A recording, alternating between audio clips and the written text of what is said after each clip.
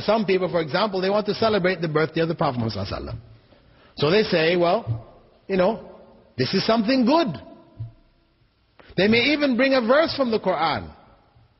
They would say, Allah said in the Quran, إِنَّ اللَّهَ وَمَلَائِكَتَهُ يُصَلُّونَ عَلَى النَّبِيِّ يَا أَيُّهَا الَّذِينَ آمَنُوا صَلُّوا عَلَيْهِ وَسَلِّمُوا تَسْلِيمًا. They bring this verse out. And you say, well, where does it say celebrate the Prophet's birthday there? It's there, it's there. This is what it means. It's their interpretation. Right? Their interpretation. The point is that the companions of the Prophet Muhammad didn't understand that verse that way. And that's why they never celebrated his birthday. And he himself didn't understand that verse that way, and he didn't celebrate his birthday. And the early generations didn't celebrate his birthday. It wasn't until some 400 years after the time of Prophet Muhammad that his birthday began to be celebrated in Egypt in the Fatimid Shiite rule.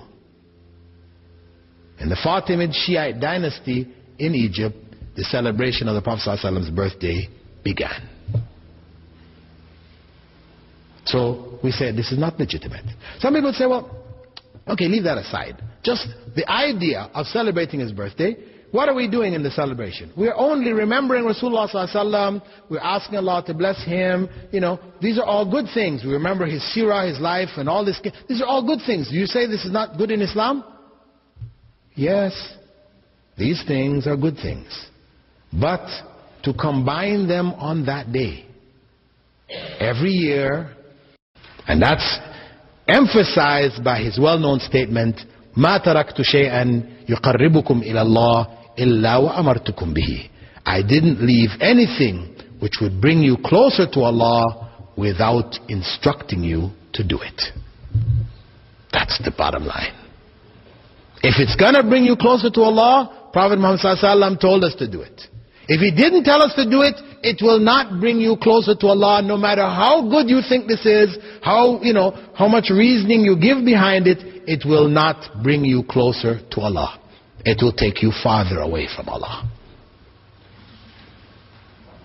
This is the basic principle based on the statement of the Prophet Muhammad ﷺ, Man ahdatha fi amrina ma laysa minhu fahuwa rad.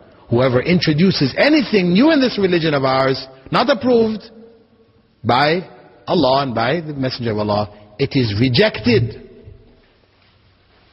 This is to protect the religion in its pristine purity from change, deviation, etc., like what happened to the other messages which are of Islam but became distorted in time, like that of Christianity, Judaism, etc., etc.